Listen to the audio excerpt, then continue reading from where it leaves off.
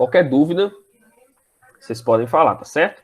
Então, nós temos algumas das diversas formas de energia presentes no seu dia a dia, tá? Energia luminosa, energia elétrica, né?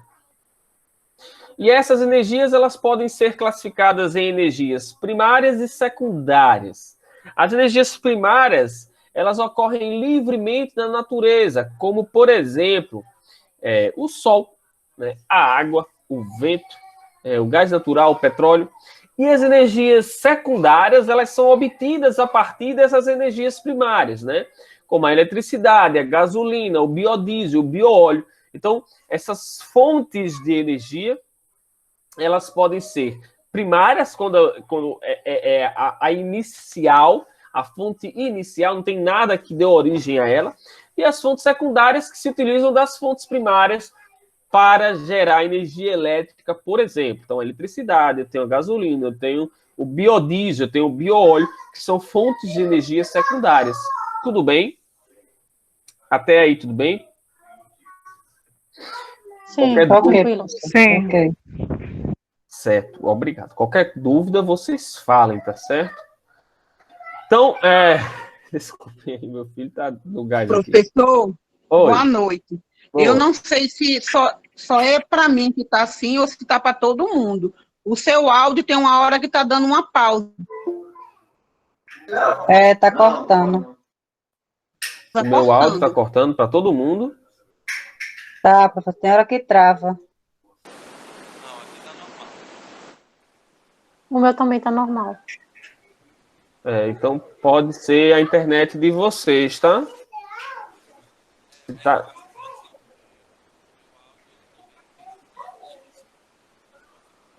Emanuel, o seu áudio tá bem baixinho, cara, e tá com um chiado, aí não dá para ouvir.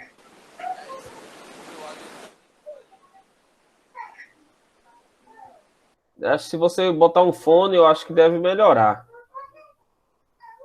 Tá? Mas qualquer coisinha vocês podem falar, tá? Eu vou deixar gravado e aí depois eu vou lançar no YouTube, vocês podem assistir isso em outro momento. Professor, eu vou tentar sair e entrar de novo para ver se melhora, porque está só cortando para mim. Tá certo.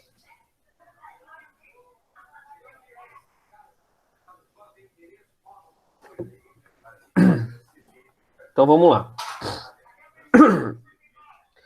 As fontes de energia primárias, que são aquelas iniciais, como o vento, como o sol, que é uma fonte de energia primária, elas podem ser renováveis e não renováveis.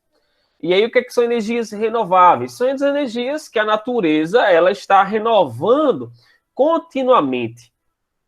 São energias que podemos dizer inesgotáveis. Emanuel, o meu áudio está falhando para você? Ou o seu áudio em si está falhando, que você quis dizer?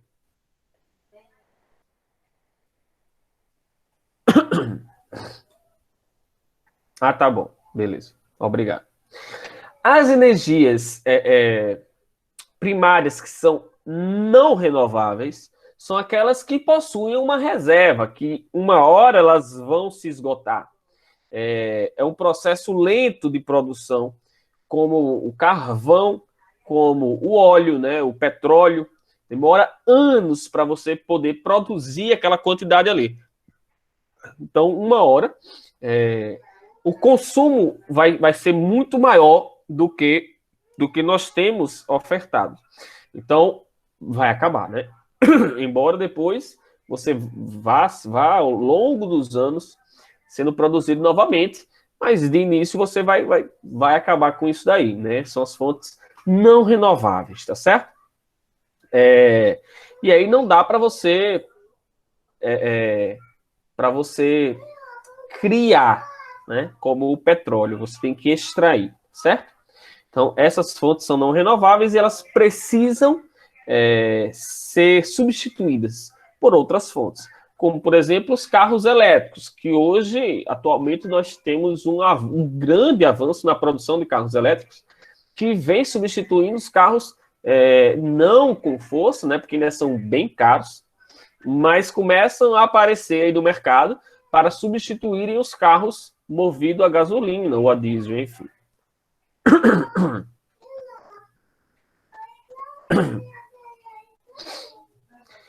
Então, nós temos aqui as usinas elétricas. O que são as usinas elétricas? São os carinhas que vão converter algum tipo de energia em energia elétrica, né?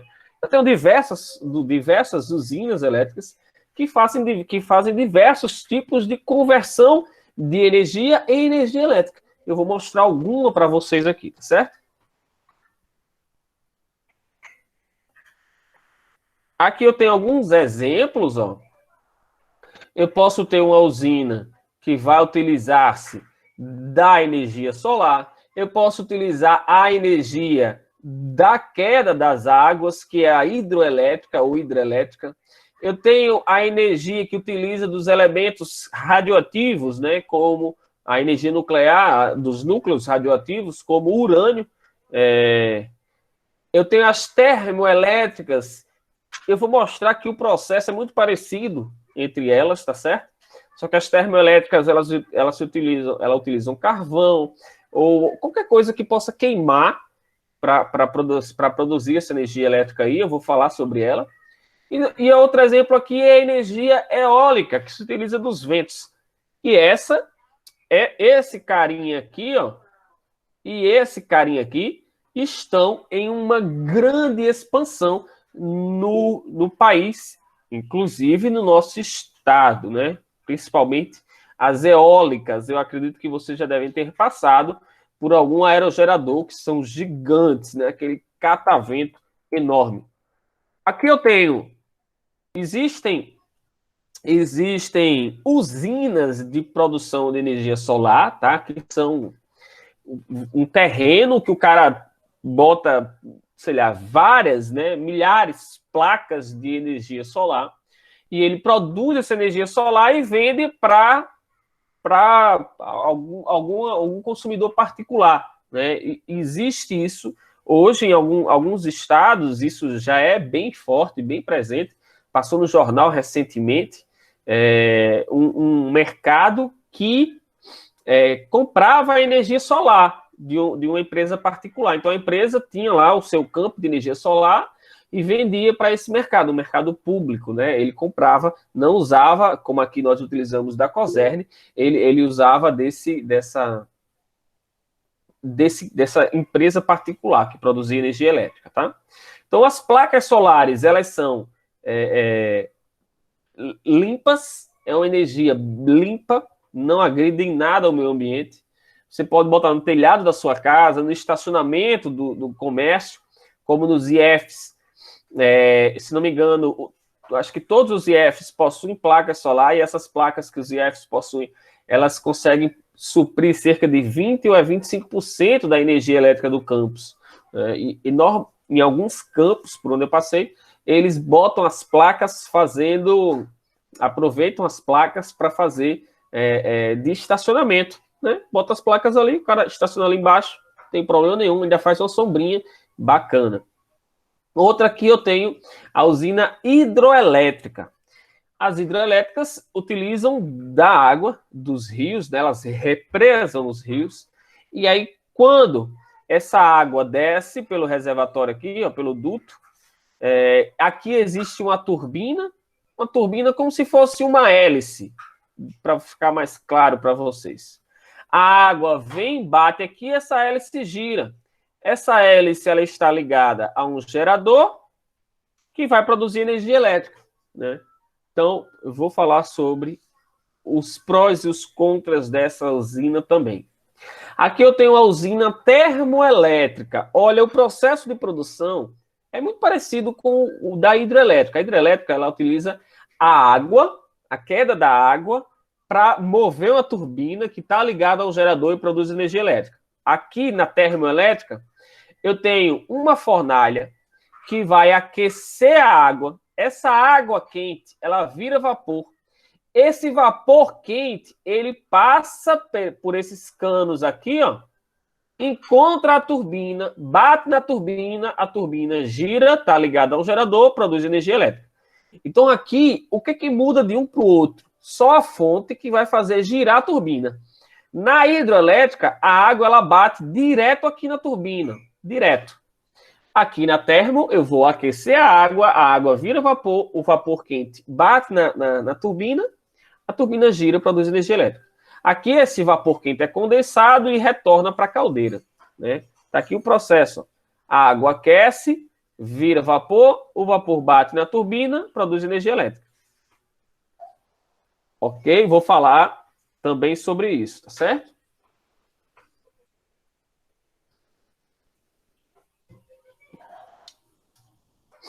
Energia nuclear, que tem, sei lá, ele é bandido e é herói, sabe? Poderia ser mais bem explorada, mas tem um problema do lixo radioativo. Essa fumacinha branca que vocês veem aqui, ó, isso aqui é vapor d'água. Então, não faz mal para o meio ambiente. É vapor d'água.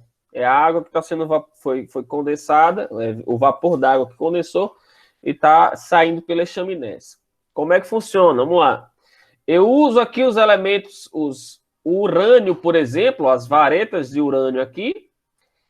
Vocês assistiram Chernobyl? Quem assistiu Chernobyl viu, ele explica o porquê, o vacilo humano, por que teria explodido, mas já tive uma outra explosão, acho que em Fukushima, no Japão, também de uma usina nuclear. Então, como é que ela funciona? Esses núcleos aqui radioativos, eles estão emitindo, liberando energia. Essa liberação de energia, ela é lenta e controlada. E aí, se eu tiver um problema e ela liberar energia, muita energia, ou rápido demais, sem controle, isso acarreta em uma explosão e ela vira uma bomba atômica. Tá? Então, eu tenho aqui, é o mesmo processo de uma bomba atômica, só que controlado. E aí, essa energia, ela é utilizada para aquecer a água, essa água aquece, vira vapor, passa pela turbina, a turbina está ligada ao gerador, produz energia elétrica. Processo parecido com a termoelétrica, só que na termo eu queimava alguma coisa, aqui eu uso a energia desses elementos aí, como urânio, né? Aí essa água, esse vapor quente, ele condensa e volta lá para resfriar. Isso aqui tem que estar sempre resfriando. Ela tem que ser colocada sempre próximo a um rio ou ao mar, né? Para poder estar sempre pegando água e resfriando. E aí, se não houver um resfriamento, ela explode. Usina geotérmica. Isso aqui nós não temos aqui no Brasil, né? Mas existem alguns países que possuem e é interessante. Sabe aqueles geysers que aparecem em filmes, né? Ou em documentários, que é um jato de água quente que sai da terra e que sobe, né? Como uma erupção de água quente. Né? Inclusive, nesses locais, as pessoas aproveitam. Tem as piscinas térmicas, né? Água quentinha, geralmente são locais frios, e a galera consegue ficar ali de boa, né? Bem quentinho. Então, tem um processo parecido com os outros, né? Aqui eu tenho água muito quente no solo, abaixo do solo. Eu tenho água muito quente. Essa água quente está constantemente liberando vapor quente, então eles aproveitam esse vapor quente. E aí é o mesmo processo, esse vapor quente vai passar por uma turbina, a turbina está ligada a um gerador que produz energia elétrica. Esse vapor quente é condensado e volta para cá. E aí eu tenho sempre um ciclo, né? Esse vapor quente condensa, vira água, eles jogam lá embaixo. Quando essa água fria bate aqui, aí levanta fumaça de novo, essa fumaça, esse vapor quente sobe, gira a turbina, e aí você vai tendo um processo, produção de energia limpa, limpíssima, porque você não está fazendo nada, você está aproveitando o que a natureza está lhe dando, né? E produz energia elétrica. E de graça, né? Sem custo nenhum. Tudo bem? Tranquilo. Olha aqui a galera em suas saunas ao ar livre, né? A galera consegue ficar aí aproveitando essa aguinha aqui. Aqui, nós não temos essas usinas geotérmicas, mas nós temos piscinas aquecidas naturalmente, digamos assim, como lá em Mossoró, né? Alguém aqui já foi lá em Mossoró? tem o Termas, né, que é o mais conhecido, e aí tem outros locais que também tem piscina, e a piscina ela é aquecida, a água vem direto da terra, e lá embaixo a água é muito quente. E aí a galera aproveita para fazer as piscinas termais, né? Inclusive lá em Mossoró eles fazem uma queda d'água, a água ela vai passando de piscina bem quente, aí desce para outra, que desce para outra, até a última, onde a água para, que teoricamente ela é água fria, mas eu fui e de fria ela não tinha nada. Né? O menino disse, olha, pula essa daqui, que essa aqui é a fria. Quando eu pulei e voltei, eu sou um Deus me livre, né? Parece um gato escaldado. Mas a quente é desse jeito que tá aí, ela fumaça, né? É quente mesmo. Então vamos lá, o que são energias não renováveis? Como eu já falei para vocês, são aquelas que uma hora vão acabar, porque elas demoram anos, milhares, milhões de anos para serem produzidas. Então aqui eu tenho, por exemplo, o petróleo, o carvão, o gás natural que você aproveita quando tira o petróleo e o urânio, né? Esses carinhas, uma hora eles vão acabar, certo? E as energias renováveis? As energias renováveis são aquelas que podem se regenerar, que a natureza lhe dá abundantemente, né? Livre, e você não precisa esperar anos para que aquilo seja reposto. E são conhecidos também pela quantidade de energia que podem fornecer. Então, aqui eu tenho energias renováveis, ó, solar, energia de maré, vou falar, energia da onda do mar, biomassa, eólica dos ventos, geotérmica, que é do centro da Terra, água aquecida, biogás, vamos falar, e dos rios, a hidrelétrica ou hidrelétrica. Primeira delas, energia solar. Eu botei aqui, eu vou mostrar para vocês 3 formas de aproveitar a energia solar, certo? Então, a energia liberada pelo Sol, o Sol ele está constantemente emitindo energia. Essa energia liberada pelo Sol, ela vem para a gente através de ondas eletromagnéticas. Essas ondas eletromagnéticas propagam essa energia, nós dizemos, por radiação. Então, o Sol está aqui mandando essa energia para você ver como o Sol manda muita energia. É só você perceber e lembrar que quando a galera vai para a praia, tem uma galera que gosta de ficar ali dourando igual bife na chapa, né? 10 minutos de um lado, 10 minutos do outro, 10 minutos de um lado, 10 minutos do outro. Quando chega em casa, tá vermelho, assado, né? Ao ponto. E aí tem uma coisinha bacana. Quando você pega muito sol, você acaba matando as células do seu corpo, da sua pele, né? E aí, com alguns dias, a sua pele começa a despelar. Aquela pele que você está arrancando são as células mortas, né? A pele morta que você, exageradamente, recebeu muita energia da luz do sol e acabou matando elas.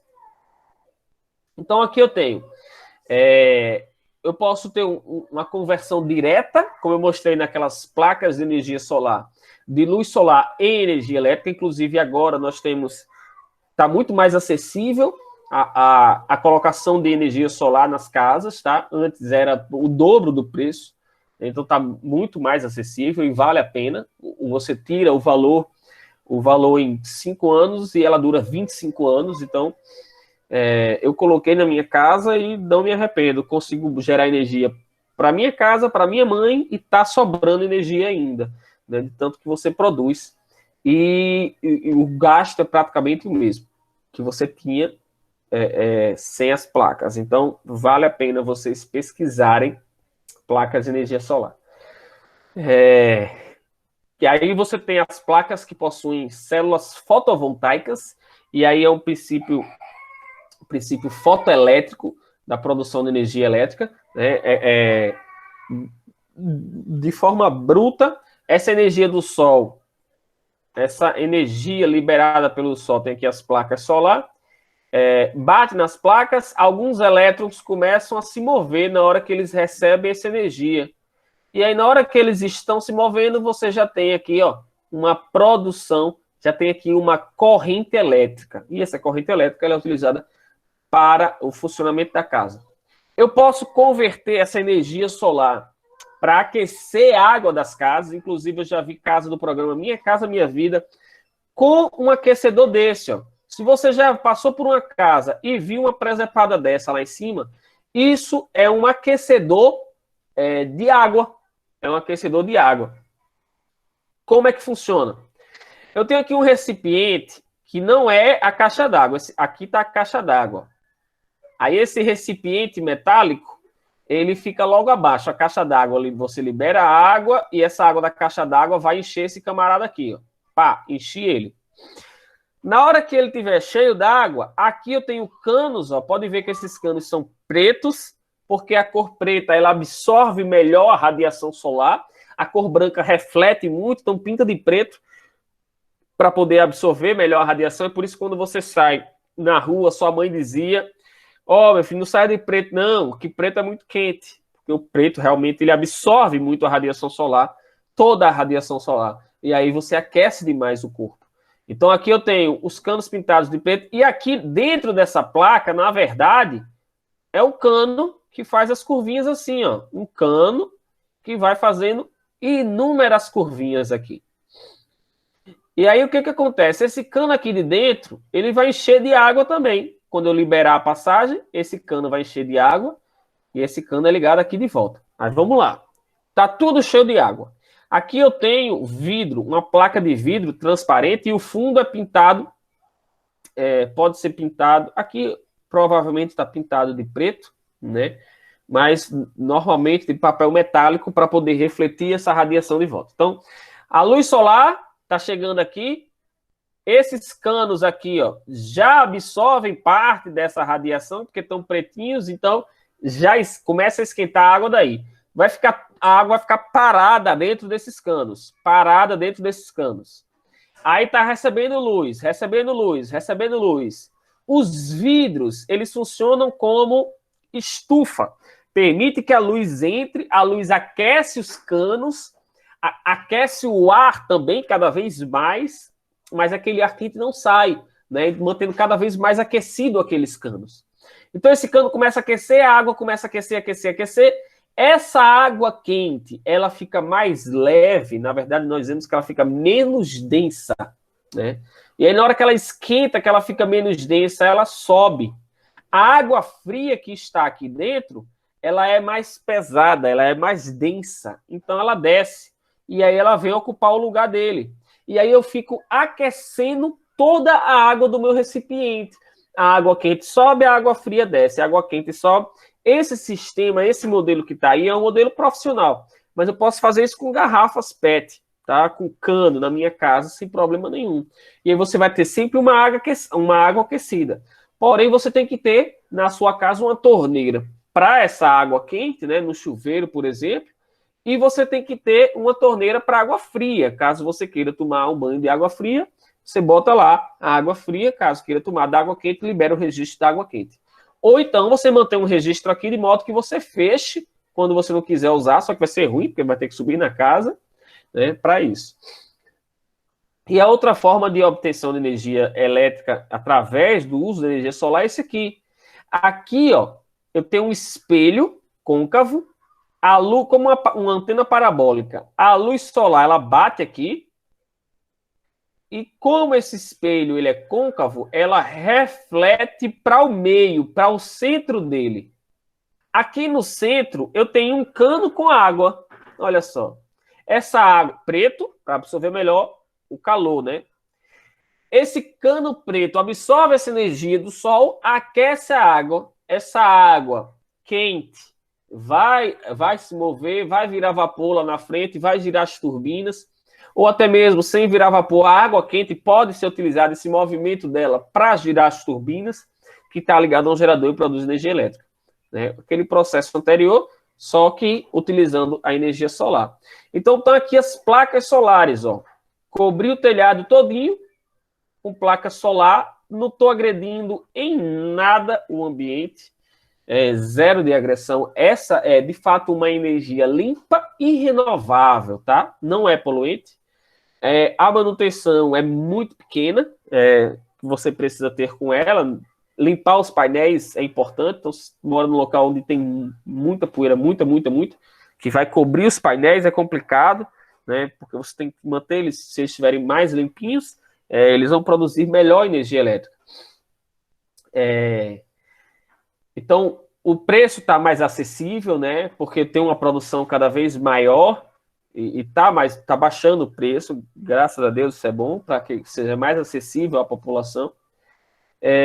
Você pode instalar na sua casa sem precisar mandar de algum canto para a sua casa, como nas hidroelétricas.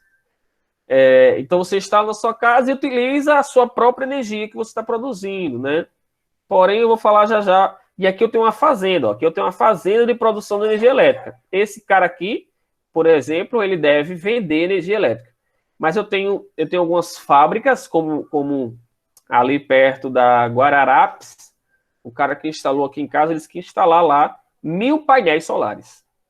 Para vocês terem noção do quanto de energia que essa fábrica consome. 1000 painéis solares ele ia instalar lá. Desvantagem. A quantidade de energia ela pode variar com as condições climáticas. Então, quando está nublado, está chovendo, a produção de energia diminui. No inverno, em alguns locais, vai diminuir consideravelmente, né? Porém, no verão, eu tenho um aumento na produção e acaba que compensa uma coisa a outra, tá? Geralmente compensa. Eles já fazem um cálculo pensando nisso. Como você não tem como armazenar a energia que você produz, como é que a gente faz? Como é que é feito, né? Eu não sabia, e aí eu fui procurar saber com esse carinha que veio instalar aqui.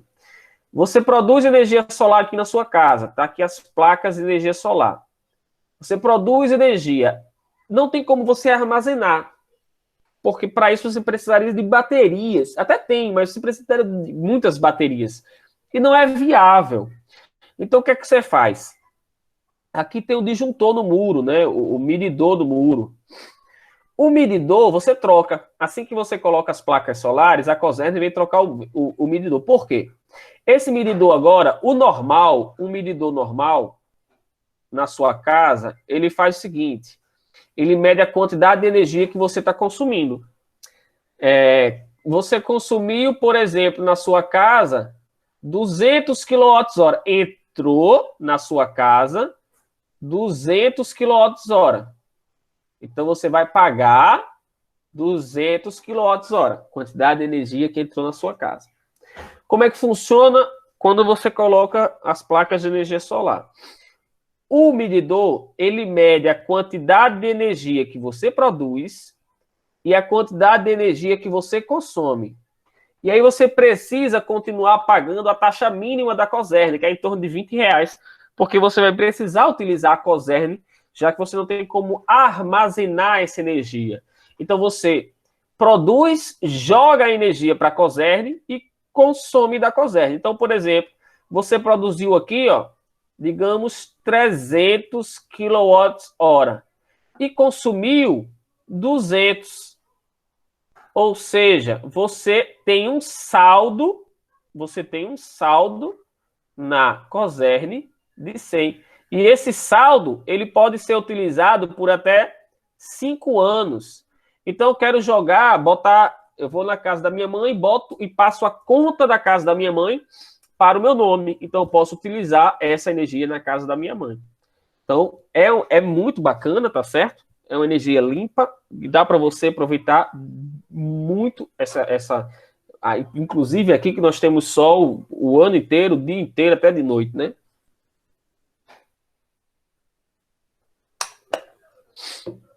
Porém, alguns locais,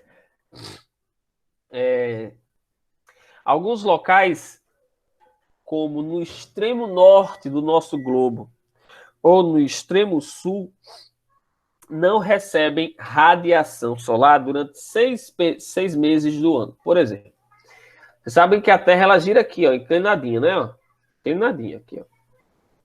Aqui está o Sol. Aqui está o Sol chegando aqui. beleza? Durante 6 meses do ano, o Polo Norte está de frente para o Sol. E ele está assim, ó, girando aqui assim, ó. Ou seja, esse cara aqui de cima, ele está recebendo luz do Sol por 6 meses. Ó, toda hora ele vai estar recebendo luz do Sol. E é quando eu digo 6 meses, é 6 meses o dia todo. Literalmente, de manhã, de tarde e de noite. Não tem noite. Durante 6 meses, esses carinhas que moram aqui em cima, alguns países que tem alguns locais habitados, tá? E aí esses locais, eles ficam durante 6 meses com luz o dia todo, de manhã, de tarde e de noite. Quando o planeta gira, que está do outro lado, aí ele vem para cá, ó. Agora o Sol está aqui, tá certo? O Sol está aqui, ó. Esse camarada aqui, ó, ele não vai receber Sol agora quem vai receber agora é esse aqui, ó. Durante 6 meses, esse carinha aqui, uma boa parte aqui, vai ficar com noite durante o dia todo, escuridão, de manhã, de tarde, de noite. Então ele não recebe luz em nenhum momento por 6 meses. Então, nesses locais é complicado você utilizar energia solar. Não chega a ser uma desvantagem, porque é uma coisa pontual. Mas eu quis trazer para vocês essa curiosidade. Alguma pergunta até aí? Alguém tem alguma dúvida, alguma curiosidade? Quer saber alguma coisa?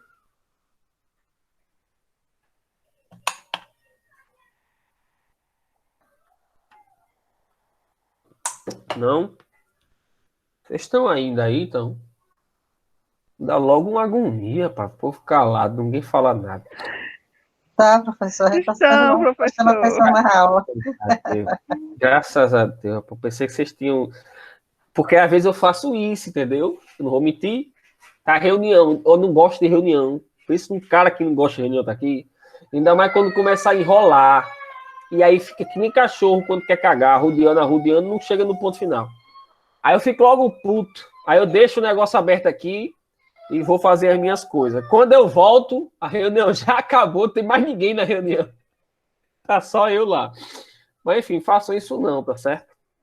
Nem disse isso.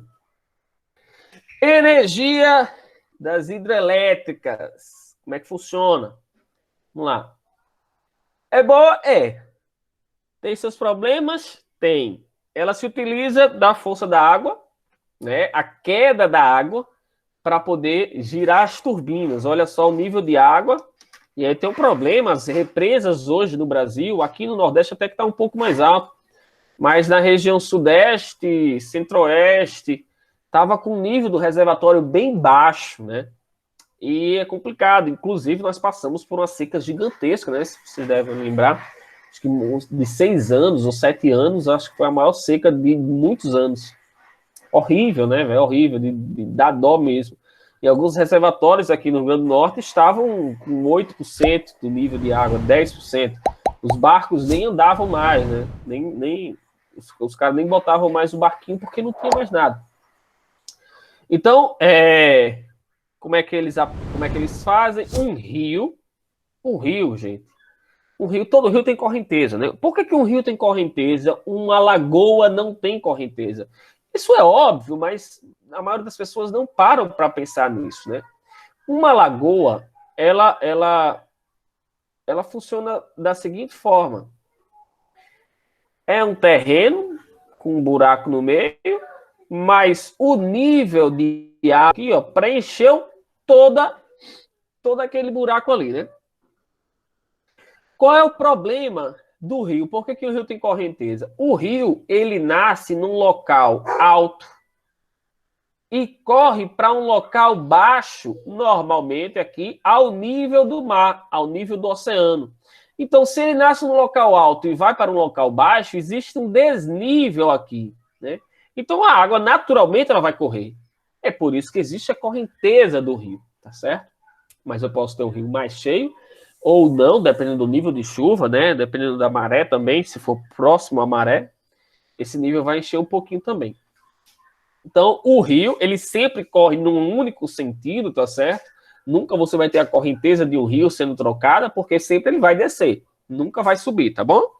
Então, esse rio corre devido a uma diferença de altura. E aí, o que é que o cara faz? vai aqui no meio, ó, e constrói uma barragem, por vários motivos. Eu posso construir uma barragem para abastecer uma cidade, tá? Com a água dela. Eu posso construir uma barragem para ajudar na agricultura. Eu posso construir essa barragem para produzir uma usina hidrelétrica, como essas imagens que vocês estão vendo aqui, tá bom? Vantagens. Produção da energia sem poluição, porque não vou lançar poluentes no meio ambiente, né? É a água que bate na turbina, a turbina gira. Até aí é uma coisa bacana, tá certo? Porque eu não tô liberando fumaça, por exemplo. Não tem bagaço de nada, não tem rejeito de nada que vai ser liberado, que vai ser jogado fora. Você pode regular o fluxo de inundação de um rio. Isso pode beneficiar uma cidade próxima. Cidades, normalmente, quando você constrói uma usina, depois da usina, sempre tem cidades que são construídas e o nível do rio é controlado pela usina. Então, se você, por acaso, tirar a usina, esse vai alagar e alaga a cidade. Da mesma forma que o contrário, algumas cidades já foram alagadas, inclusive São Rafael, se não me engano, foi alagada para a construção de uma represa, a São Rafael Velha, e aí construíram uma cidade nova. Então, mas eu posso regular o fluxo do rio. Se está muito cheio, se tenho muita água disponível, eu libero, abro as comportas. Se eu tenho pouca água, eu fecho para poder controlar essa passagem de água e não perder tanta água assim, tá? E eu posso utilizar essa água para várias coisas, né? Como turismo, a galera vai aproveitar ali para botar os seus barquinhos, para passear, para brincar, tem logo um barzinho, um restaurante próximo, né? E aí já entra o lazer e a pesca, né? Então, eu trago uma coisa boa para a região também, tá certo? Mas vamos para os lados negativos da coisa, né? Sim, é uma energia renovável, tá bom? É uma energia renovável, porque a água sempre vai existir, né? A água, ela depois evapora, vira chuva, a chuva volta. Eu posso demorar muito tempo para que essa chuva volte, mas ela volta. Ou pode não voltar aqui, mas volta em outro canto, né? Mas voltar, volta. Ela não vai sumir, ela volta. Só que pode voltar em outro canto. E aí, para construir essa usina, eu preciso represar essa água. E esse represamento de água, ele vai acabar inundando uma região muito grande, como em São Rafael, que acabou alagando, tendo que alagar toda a cidade. Então, eu posso ter que alagar uma determinada região, como estavam querendo construir lá no Amazonas, não lembro aonde agora, que ia pegar uma boa parte de uma aldeia indígena. Então, esse represamento, e aí a galera estava tentando impedir essa construção, né? Acaba tendo que tirar os ribeirinhos dali, mas não é só os ribeirinhos, tem a fauna e a flora que são afetadas por conta disso, né? Por conta dessa inundação, né? Há quem diga, é a prosperidade, mas tem que ser feito. Não tem que ser feito, tem outras possibilidades. Hoje, nós sabemos que existem infinitas possibilidades, né? Que não precisa você fazer aquilo dessa forma. Ou, pelo menos, você pode fazer em outra região que agrida menos, né? O menos possível, digamos assim. Aqui eu tenho um exemplo. Aqui são fotos de satélite antes e depois do represamento. Olha só como é que corre o rio fininho aqui, ó, fininho, entendeu? Bonitinho. Represou a água. Olha só onde é que está a represa aqui, ó.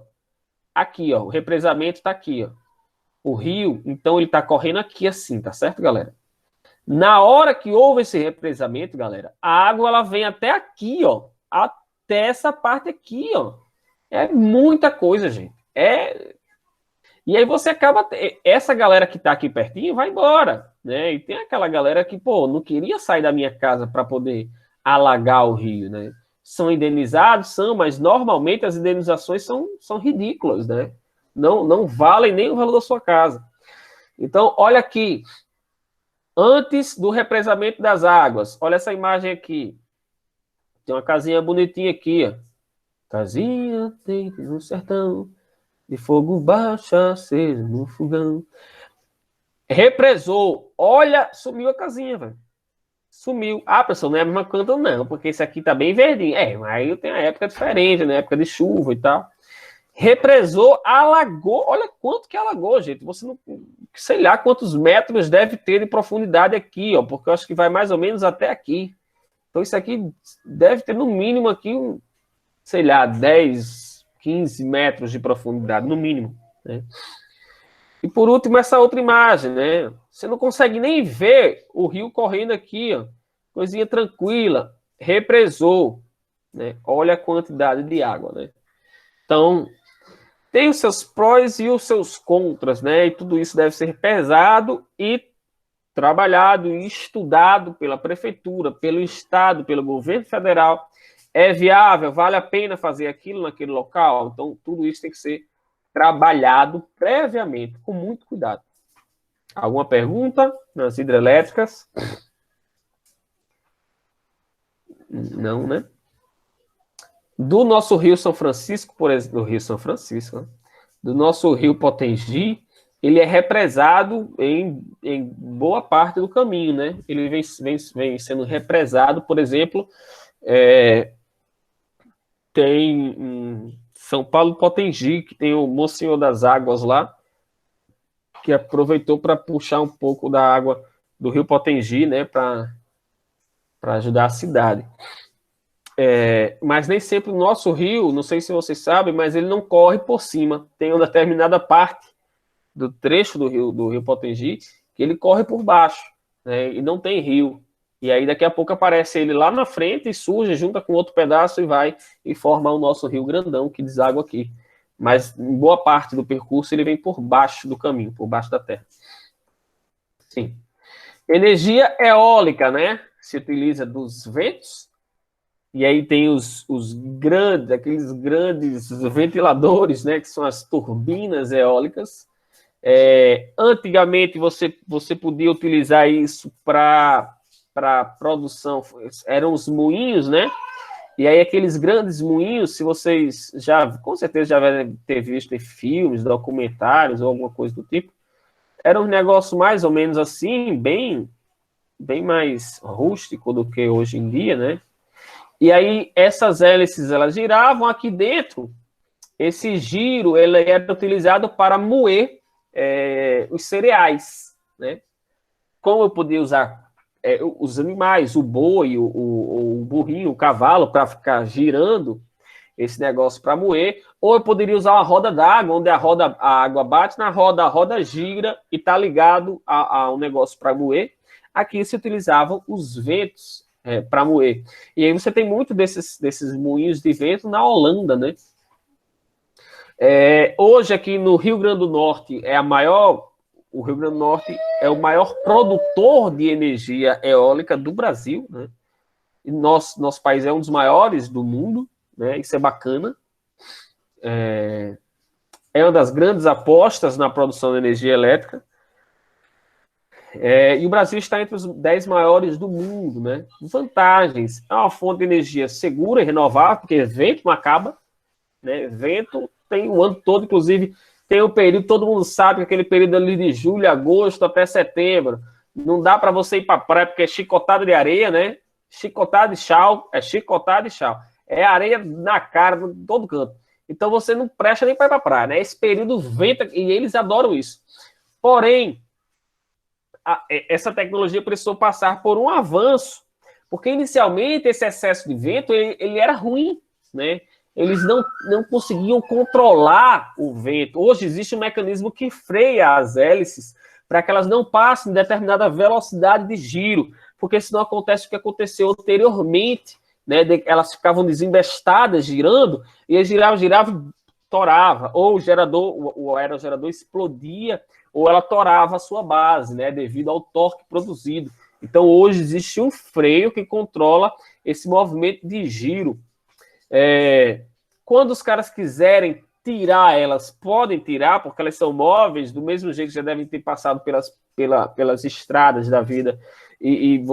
Agora não mais, mas quando começou a expansão mesmo aqui, acho que 2015, 2014, você passava aquelas carretas gigantescas na pista aqui, nas BR, a BR bem estreitinha, de mão e contramão, e aquela carreta que pega quase a pista toda, a 40 km por hora, né? Carregando peças dos aerogeradores. Então, era um processo lento, acabava formando uma fila de carros gigantesca e todo mundo ficava puto de raiva, mas já melhorou, graças a Deus já melhorou. Elas são facilmente e rapidamente construídas, essas torres, tá certo? Eu não preciso ter um gerador fora, elas já são o próprio gerador. Então, na usina hidrelétrica, o vento, a água bate na turbina, a turbina está ligada ao gerador. Aqui eu já tenho isso. Aqui eu já tenho, aqui ó, tá a minha hélice, aqui tá o meu gerador. A hélice já faz o papel da turbina. Girou, aqui dentro já está o gerador. Produz energia elétrica, eu só faço jogar essa corrente elétrica para o sistema, né? E aí tem as subestações lá dentro. E aí gera muito recurso para o local. Aqui, quando começa... É porque nossos políticos são muito safados, né, velho? Assim que começou a especular a construção, por exemplo, em João Câmara, e aí os caras dizem, olha, os caras vão construir as torres de energia eólica, né? E aí eles já tinham feito um estudo prévio dos possíveis locais para instalar essas torres. O que é que os vereadores, os prefeitos da vida fizeram? Foram lá e compraram as terras, aquelas terras que não valiam nada, porque inférteis, bem baratinho, por 10 mil, por 20 mil, uma terra gigantesca, e colocaram para os caras instalar as torres. E aí, cada torre dessa, os caras pagam 2 mil, 1.500, 2 mil, 3 mil reais, não lembro direito, mas é algo em torno disso, para cada torre colocada no seu terreno. Então, esses vagabundos desses políticos compraram a terra dos coitados bem baratinho, e daqui a pouco estavam tirando aquilo que eles pagaram para o cara em um mês, né, de aluguel para essas torres eólicas.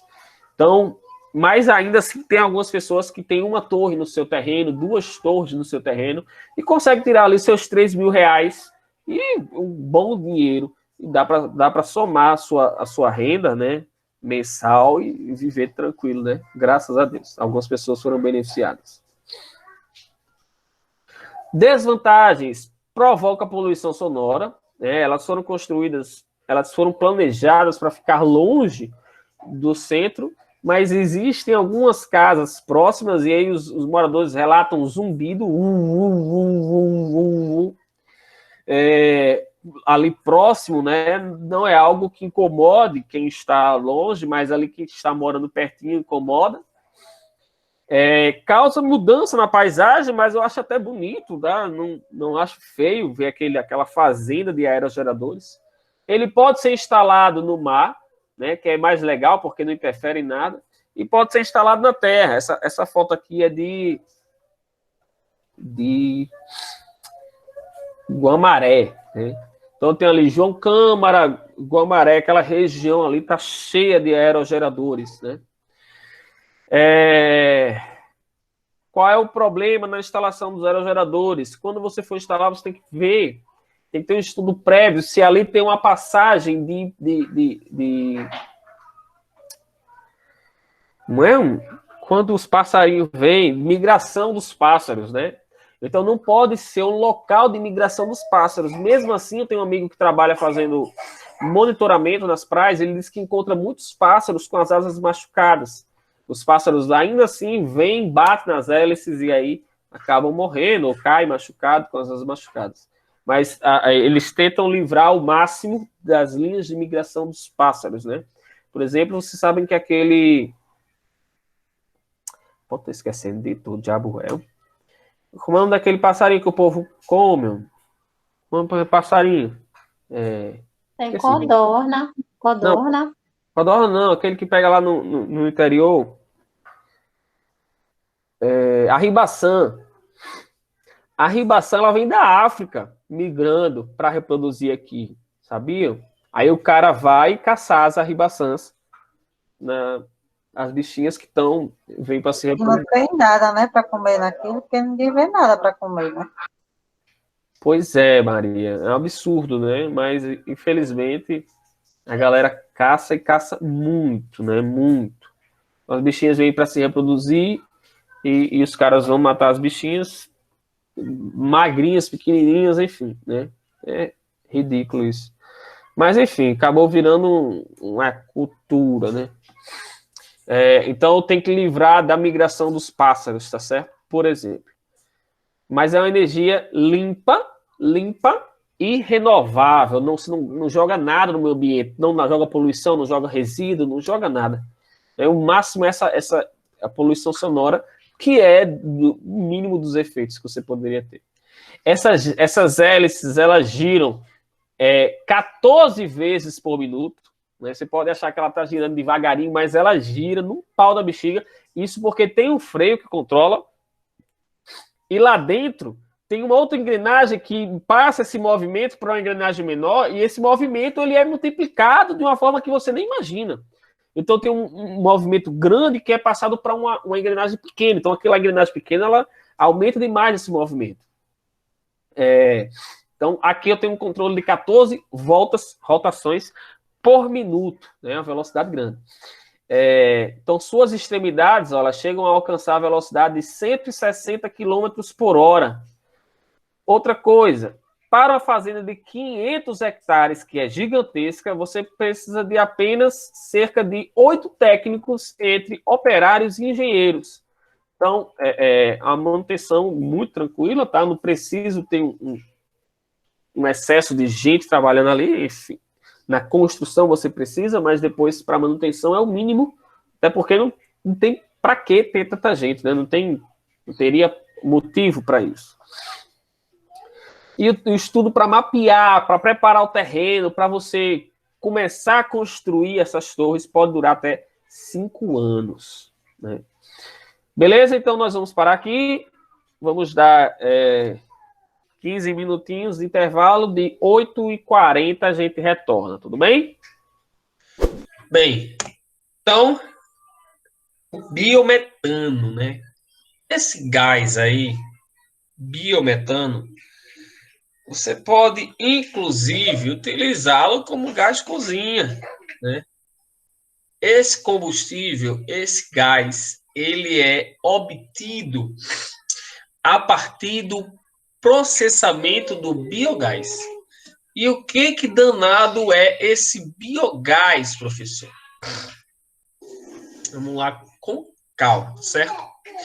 Esse biogás, ele é originário da decomposição de matéria orgânica. Sabe quando você faz uma composteira? Já devem ter visto em televisão, em sei lá em quê. Uma composteira, você vai botando o alimento para fazer ali como se fosse dessa compostagem, você pode utilizar depois ela para adubar as plantas, né? Então, essa compostagem, quando você coloca comida lá e vai colocando o resto de comida, e aquilo ali vai se decompondo, né, vai liberando gás. Esse gás liberado dessa decomposição é o que nós chamamos de biogás. Desse biogás liberado, você tira o biometano. E aí esse biometano ele é utilizado como combustível. Então, aqui eu tenho, por exemplo, produzido através de resíduos orgânicos, agrícolas, esterco de animal, esgoto doméstico. Você já deve ter visto na televisão, no jornal, explosões nos esgotos de Nova York, por exemplo. De vez em quando aparece, uma boca de bueiro explodiu, subiu a boca. Lá embaixo, no esgoto, tem muito gás sendo liberado, muito gás. Então, se por acaso eu tenho uma faísca de alguma coisa que entra em contato com esse gás, ele vai queimar, vai haver uma queima, vai haver uma explosão. E aí, de vez em quando, acontecem explosões lá nos Estados Unidos do esgoto devido a essa produção do biogás. Então, você vai trabalhar com esse biogás, né, para poder obter, né, o biometano.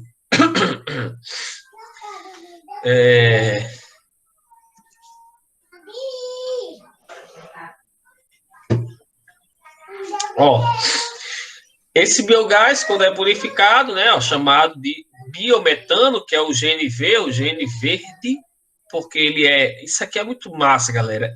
Essa fonte de energia aqui, ela é muito massa. Ele apresenta 96% de metano, fantástico. Por que ela é legal? Porque ele aproveita todo o resto que é jogado fora. Tudo aquilo que a galera joga fora, que a galera descarta, que vai para o aterro sanitário, que não serviria para nada, você pode utilizar aquilo para produzir biogás. E esse biogás, inclusive, ele é utilizado, ó, olha só, eu posso botar aqui a minha composteira, ó, aí isso aqui vai virar o meu fertilizante, né, o meu biofertilizante. Só que esse alimento, quando ele começa a se decompor, ele libera esse gás, esse biogás, que são essas bolinhas aqui, ó. E aí eu aproveito esse biogás para motor, para poder... Aí tem alguns aterros sanitários, eu vi isso num jornal, que tem uns aterros sanitários que os caminhões que eles utilizam no aterro sanitário, eles são movidos a biogás. Então eles pegam... Olha que fantástico. Olha que massa. O gás que está sendo liberado de graça no aterro sanitário. Eles botam num compressor e jogam para dentro do carro. Acabou, se o cara não paga mais nunca combustível. Mais nunca combustível. Pode rodar à vontade. E é um combustível e é uma produção de energia limpa. Limpa. Renovável, porque você nunca vai deixar de produzir esse resto de alimento. E é limpo porque, na verdade, você tá aproveitando o gás que ia ser jogado na atmosfera, você está utilizando aquilo que está sendo jogado fora. Fantástico isso aqui. Muito, muito legal. E aí, ó, segundo esse assessor de energias de Itaipu, né, que ele é chamado de Paulo Afonso Schmidt, ele diz que o biometano é uma necessidade. Há um estudo que demonstra que, se a gente considerar todo o potencial de produção de biogás do país, é algo superior ao volume de produção hoje de Itaipu. Então, isso demonstra que há um potencial enorme a ser explorado. Olha só, galera. Se todo o aterro sanitário tivesse um posto de biogás, só para aproveitar aquele gásinho ali e botar nos caminhões deles, só nos caminhões deles, isso seria de uma economia gigantesca. E aí ele ia começar a ver que ele está produzindo muito mais do que o que ele consome. E ele ia começar a vender para os carros, no meio da rua. E aí bota um postinho lá na frente do estabelecimento do aterro sanitário e começa a vender esse biogás. Fantástico, galera. É um gás limpo, assim como o GNV pode ser utilizado lá para queimar, para utilizar no carro, para fazer o carro se mover. Você pode utilizar no botijão de cozinha, né? Sem problema nenhum. Fantástico. Fantástico. Gosto demais desse bicho. Então, produção, vantagens. Baixo, custo zero de produção. Porque você não precisa comprar nada para produzir. Tem que gastar. É só pegar o negócio que está sendo jogado fora ali, aproveitar o gás e botar dentro do que você quiser, do motor, do carro, do caminhão, do diabo 4, né? Utiliza o metano, que é um forte causador do efeito estufa. Lembrando que o efeito estufa ele é um processo natural da Terra, tá certo? O efeito estufa é o responsável por manter a Terra aquecida, mas existem alguns gases que aumentam esse aquecimento da Terra, né? Ajudam a aumentar. O metano é um deles. Então, eu estou utilizando esse cara que ia ser ruim para a atmosfera terrestre. Essa decomposição da matéria orgânica, né, também é uma coisa legal, tá certo? Porque eu vou reutilizar isso em fertilizante para as plantas, né? O que ia ser jogado ia estar lá só na podridão no meio do mundo. Você faz aquele negócio, aquela composteira ali, aquela compostagem para reutilisar, reutiliza a matéria e reutiliza o gás. Isso é fantástico. Algumas desvantagens, porém pouca coisa, né? O que eu eu vou ressaltar é que ele é inflamável, e por isso ocorrem as explosões, por exemplo, nos esgotos, como eu disse anteriormente. O aproveitamento do biogás para essa geração de energia dos aterros sanitários seria de 75%, o que dá para aproveitar, o restante escapa para a atmosfera. Porém, nem todo aterro aproveita isso, nem todo aterro sabe aproveitar isso. E é uma coisa, enfim, fantástica, né? Não sei por que os caras ainda não tentaram para isso. Qualquer dúvida, é só falar, tá certo, galera? As células de combustível. O que é que são as células de combustível? Vou tentar resumir aqui para vocês, tá? É como se fossem pilhas. Uma pilha, tá? Uma pilha normal. Dentro da pilha ocorrem reações químicas e aí eu produzo uma corrente elétrica. Então, é como uma pilha, só que eu posso fazer ela em um tamanho maior e utilizar isso, por exemplo, em carros, né? Ou em casas. Essas células de combustível. Tem um videozinho aqui que mostra melhor isso.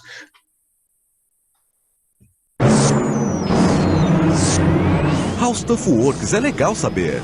A tecnologia da célula a combustível é bem interessante, pois oferece meios de se obter energia com mais eficiência e é menos prejudicial ao meio ambiente. Do ponto de vista técnico, uma célula a combustível é um aparelho conversor de energia eletroquímica. Esta célula converte os elementos químicos hidrogênio e oxigênio em água, gerando no processo eletricidade. Diferente de uma bateria convencional, na célula a combustível, os elementos químicos fluem constantemente para a célula, ou seja, ela nunca morre. Desde que existam elementos químicos afluindo, a eletricidade emanará da célula a combustível. Atualmente, a maioria das células a combustível utiliza hidrogênio e oxigênio. A célula a combustível compete com muitos outros tipos de aparelhos de conversão de energia, incluindo as turbinas a gás de uma usina de eletricidade, o motor a gasolina do carro e a bateria de um laptop. O How Stuff Works explica como funciona a célula a combustível. Para saber mais, veja a segunda parte desta reportagem. How Stuff Works é legal saber. Como é que funciona essa nossa pilha, né? Já passei essa parte. Você introduz hidrogênio, né? Esse hidrogênio, ele entrou aqui hidrogênio, ele libera esse íon H+, né? Esse íon, ele atravessa aqui, ó, esse componente, já vou ter geração de energia elétrica aqui em cima. Quando ele chega aqui do outro lado, ele encontra o oxigênio do ar que está entrando aqui, ó. Na hora que eles se encontram, vai ter uma reação química e vai ser dessa reação de hidrogênio e oxigênio liberado, olha, H2O. Isso é muito legal. Olha que legal, você bota hidrogênio aqui, esse hidrogênio reage aqui, produz corrente elétrica, que é a corrente elétrica que nós vamos utilizar. Quando esse hidrogênio, na verdade esse H+, chega do outro lado, ele encontra o oxigênio, eles se juntam e viram água. Acabou-se. Então você produz energia elétrica e ainda libera como resultado disso água. Então você tem uma energia extremamente limpa, né? Só que o custo dessa energia é muito alto, mas é uma energia muito limpa, né? É uma energia muito limpa e renovável, porque você usa hidrogênio e oxigênio que está na nossa atmosfera e libera água, que é fantástico, né? Eu acho essa fonte de energia também fantástica. Tem um GIF, né, que mostra isso, ó. Libera os elétrons passam, junta com o oxigênio do outro lado, vira água. Acabou-se, que legal, velho. Entrou hidrogênio, liberou os elétrons que vão virar corrente elétrica, o H+ passa para o outro lado, encontra o oxigênio do ar, vira água. Vantagens, né? Ele pode converter mais do que 90% da energia contida no combustível de energia elétrica em energia elétrica e calor, né? Então, é um rendimento gigantesco. Em 96, as células utilizadas eram de ácido fosfórico e o rendimento delas era de 42%. Então, hoje se utilizam células de hidrogênio e o rendimento delas é de 90%. É um rendimento fantástico, porque o motor a combustão de gasolina, o rendimento de um motor de gasolina é cerca de 20% a 30%. O que significa isso, professor? De toda a gasolina que você coloca no seu carro, ele só utiliza para funcionar efetivamente entre 20% e 30%. O resto ele perde aquecendo o motor. Então, é pouquíssimo o rendimento dele, é baixíssimo o rendimento dele, comparado com o rendimento, por exemplo, na produção de energia elétrica de uma célula dessa daqui, né? E aí você pode implantá-las em diversos locais, né? Dentro da sua casa, no seu carro, no computador. Só que ainda é muito caro, tá certo? Não produz nenhum ruído na produção de energia elétrica, não produz não produz lixo nenhum, né? Para produzir essa energia elétrica. Então, é muito tranquilo. A desvantagem é que eu preciso ter materiais nobres, como, por exemplo, a platina, e isso torna muito caro a produção dessas células de combustível, né? Quando comparado a outras fontes de energia. E as indústrias, as grandes indústrias de combustíveis fósseis não querem facilitar essa entrada no mercado. Mas é uma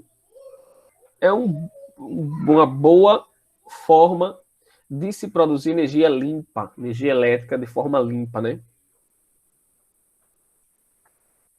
Aqui alguns exemplos. Uma célula residencial, isso aqui é utilizado numa casa. Um motor de uma Hilux, né? Utilizando uma célula de combustível. Uma célula de combustível sendo utilizada para alimentar um notebook. Aqui eu tenho elas são gigantescas, né? Essa daqui, por exemplo, para um comércio. E aqui eu tenho uma bem pequenininha. Bem pequenininha. Fantástico. Fantástico. Então, ela tem muita utilidade, é uma energia limpa, porém ainda é uma energia muito cara. Essa pequenininha para quê, professor? Onde ela era utilizada, eu não sei, mas aqui eu só trouxe a descrição, né? Que ela consegue produzir 0,7 volts.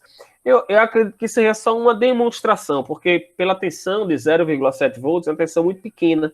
Né? Não sei o que ela conseguiria alimentar. Ela pode alimentar um circuito, alguma parte de um circuito de alguma coisa, um circuito eletrônico. Né? Não sei ao certo o que ela fazia. E uma corrente bem pequenininha também, 0,1 miliampere, né? Então, uma corrente bem pequenininha. Não sei ao certo em que ela era utilizada. Aqui eu tenho um gráfico que mostra a produção de energia no Brasil em 2018, tá certo? Então, aqui eu tenho... o Brasil produziu 163 gigawatts, importou 5,9. De tudo isso, as energias renováveis, elas representam 83,6%. Isso é um número fantástico, porque você tem um grande número de usinas utilizando energias renováveis. Qual é o grande problema? A grande produtora ainda é no Brasil a energia hidrelétrica, as grandes hidrelétricas como Itaipu. Quando o nível de água das hidrelétricas está muito baixo, eles ligam as usinas termoelétricas. E as usinas termoelétricas, que são aquelas que utilizam a queima para aquecer a água vira vapor, vapor quente gira a turbina, podem utilizar para queimar a biomassa, que é uma energia renovável, tá certo? Que é o resto de bagaço de planta, essas coisas do tipo. Beleza, é renovável, vai produzir, não é energia limpa, porque ainda produz muita fumaça, né, muita poluição. Ou carvão, tá certo? Ou óleo, ou gás, enfim, você pode usar qualquer um desses componentes para aquecer. Quando o nível de água está baixo, eles ligam as termoelétricas, só que o funcionamento das termoelétricas é caro. Então, na hora em que o nível está baixo e eles ligam as termoelétricas, o governo joga o custo dessas termoelétricas para a gente, na forma das bandeiras, amarelo ou vermelha, vermelha 1, vermelha 2, dependendo do nível das hidrelétricas, quando está muito, muito baixo, aí eu vou precisar ter muito mais usinas termoelétricas em funcionamento. Isso faz com que o nível, o custo da energia aumente. Aí eles aumentam a taxa que a gente paga. Sai da bandeira verde para a bandeira amarela ou para a bandeira vermelha ou vermelha 2. E entra a pagar mais caro, acho que até R$15 a vermelha, se não me engano, a mais cara. Né? R$8, então que é 4, enfim. Então você acaba pagando mais caro para poder suprir essa falta de água. O governo é muito esperto, né? Não perde em nada. Então, de tudo produzido, nós temos que a hidrelétrica ainda é a grande fatia do bolo, tá certo? No mundo, nós temos um percentual de combustíveis renováveis de 22%. Aqui nós temos 83%, como eu disse anteriormente, né? Quase 84%. Em 2018, já faz quase 3 anos.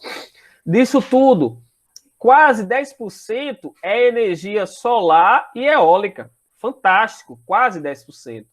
Nuclear, nós temos as usinas Angra, que anda quase engatinhando o projeto da Angra, né? Muito dinheiro desviado lá no Rio de Janeiro. Tem a Angra 1, a 2, a 3, nunca saiu do canto, porque os caras desviam muito dinheiro, roubam demais. Enfim. E aí nós temos os percentuais de produção de energia elétrica. Então, atentem para isso aqui, ó. A eólica e a solar já estava em quase 10%, hoje já passou. A hidrelétrica em 61,6%, né? Em 2010, olha, era 61,6% em 2018. 2010, ó, era 68%, né? As usinas eólica e solar, em 2018, né, estavam em quase 10%. Eólica e solar, quase 10%. E agora, aqui, ó, em 2010, elas eram menos de 1%. Olha como a expansão foi gigante. Como eu disse a vocês, então, 2014, 2015, foi o boom da energia eólica aqui, da produção, da construção das usinas, dos aerogeradores, né? Então, nós tivemos um crescimento gigantesco na energia eólica e na energia solar. E a energia da hidroelétrica, de 68, baixou para 61. Então, já tem uma diminuição considerável, né? Os outros, os combustíveis não renováveis também estão diminuindo. Isso é legal. Isso é muito importante. Aqui eu tenho 2015, ó. 2015, isso aqui está em 5,2, ó. 2018 já estava 10, quase 10. E agora já está muito maior, né? O crescimento, ele é bem vantajoso para o nosso país, né? Então, o número de energias renováveis para a produção de energia elétrica está crescendo. As energias limpas estão crescendo, além de renováveis, as limpas estão crescendo. E, infelizmente, as termoelétricas elas precisam continuar em funcionamento, porque ainda a grande maioria da produção de energia é das hidrelétricas, e quando elas não estão bem em relação à água, se ligam às termoelétricas, e aí a gente acaba gastando muito com isso. Uma comparação de 2010 para 2015. Olha só essa comparação. A nuclear, nada, né? Variou nada. O óleo, o mesmo. Ó, biomassa, aqui nem tem, ó. Biomassa. A biomassa já é 9,1%, né? Deixa eu ver mais. Importação, 4,9%. Aqui, 4%. E aqui é o destaque, né? Eólica e solar. Crescendo, né? Aqui era 0,8%. Está crescendo exponencialmente. Muito legal isso, galera. Muito, muito bacana. Então, porque essas energias, elas crescem tanto aqui no nosso país e aqui no nosso estado, em particular, né? Potencial de geração de energia aqui é gigantesco. Instalação, ligeiro demais. Em um dia o cara instala as placas de energia solar, no outro dia você já está produzindo, só depende da COSERN, né? A manutenção é muito pequena, a instalação é muito rápida. A solar, a mesma coisa. Manutenção muito pequena, instalação muito rápida. Você bota ela onde você quiser, como um estacionamento, no telhado da sua casa. dura 25 anos, até 30. Então, é uma coisa gigantesca, não faz zoada nenhuma, né? É uma energia totalmente limpa. Ok, galera? O que eu tinha para vocês era isso. Espero que vocês tenham gostado da nossa aula. Lembrem de entrar no Google Sala de Aula e fazer a atividade para ficar registrada, porque ela vai valer 100 pontos.